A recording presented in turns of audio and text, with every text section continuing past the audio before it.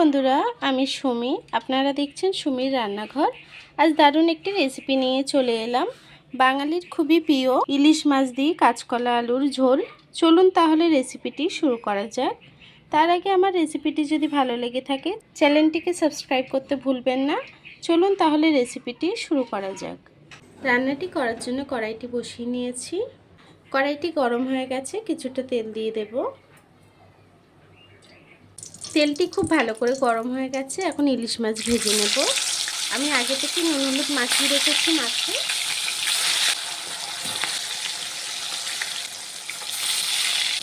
মাছটি এক পিঠ ভাজা হয়ে গেছে, উল্টে দেব।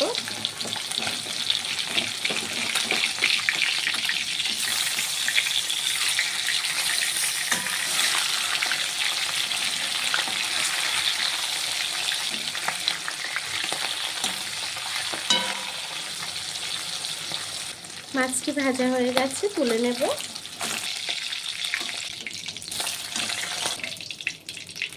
এই তেলের মধ্যে কাঁচকলাটাকে ভেজে নেব। কলাটিকে সুন্দর করে একটু ভেজে নেব। কলাটি কেটে রাখলে কালো হয়ে যায়, তার জন্য আমি কেটে হলুদ জলের মধ্যে রেখে দিয়েছিলাম। এখন সামান্য একটু হলুদ দিয়ে দেব সামান্য একটু নুন। কলাটাকে খুব ভালোভাবে ভেজে নেব। দেখুন কলাটি কিন্তু প্রায় ভাজা হয়ে গেছে। এখন আমি কলাটিকে নামিয়ে নেব।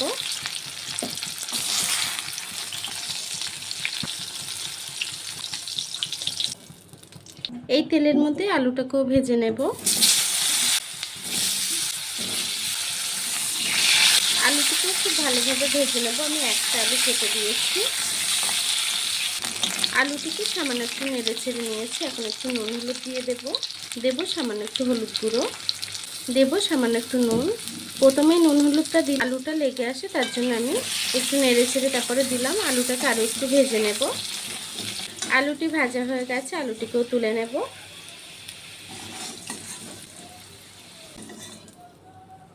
এই কড়াইতেই দেব একটু সর্ষের তেল। এই তেলের মধ্যেই দিয়ে দেব পেঁয়াজ আর কাঁচা লঙ্কা বাটা, দিয়ে দেবো আদা রসুন বাটা, দেব কিছুটা হলুদ গুঁড়ো, দেব স্বাদ মতো নুন। আমরা আলু ভাজা কলা ভাজায় নুন দিয়েছি, তার জন্য কম দিলাম। এখন সব কিছুকে একটু নেড়ে ছেড়ে নেব। মশলাটিকে একটু নেড়ে ছেড়ে নিয়েছি। এখন দেব সামান্য একটু জল। জলটাকে দিয়েও একটু নেড়ে ছেড়ে আমি মশলাটিকে একটু ঢেকে রান্না করে নেব কিছুক্ষণ। মশলাটিকে একটু ঢাকা দিয়ে দেব। দেখুন মশলা দিয়ে কিন্তু তেল ছেড়ে দিয়েছে। এখন আমি ভেজে রাখা আলু আর কাঁচকলাটি দিয়ে দেব।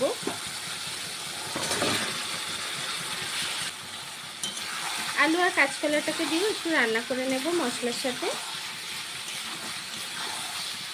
কলা আর আলুটাকে দিয়ে মশলার সাথে আমি কিছুক্ষণ রান্না করে নিয়েছি। এখন দিয়ে দেব জল। ঝোল যতটা রাখবেন সেই অনুযায়ী জলটি অ্যাড করবেন। জলটাকে দিয়েও একটু নেড়ে ছেড়ে দেব। এখন তরকারিটিকে আরও কিছুক্ষণ রান্না করে নেব। তরকারির ঝোলটা কিন্তু ফুটে গেছে। এখন আমি ভেজে রাখা মাছগুলি দিয়ে দেব।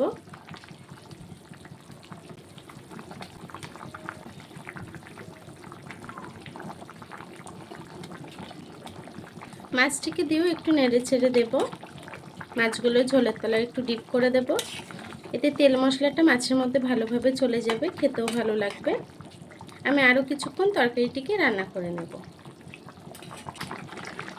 দেখুন বন্ধুরা, আমার তরকারিটি কিন্তু হয়ে গেছে। ঝোলটাও একটু টেনে এসছে। এখন আমি গ্যাসটিকে বন্ধ করে দেব।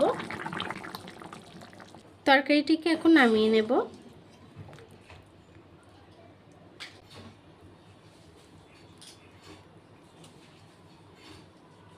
দেখুন বন্ধুরা, আমার তরকারিটি কিন্তু হয়ে গেছে। কাঁচকলা আলু দিয়ে ইলিশ মাছের ঝোল।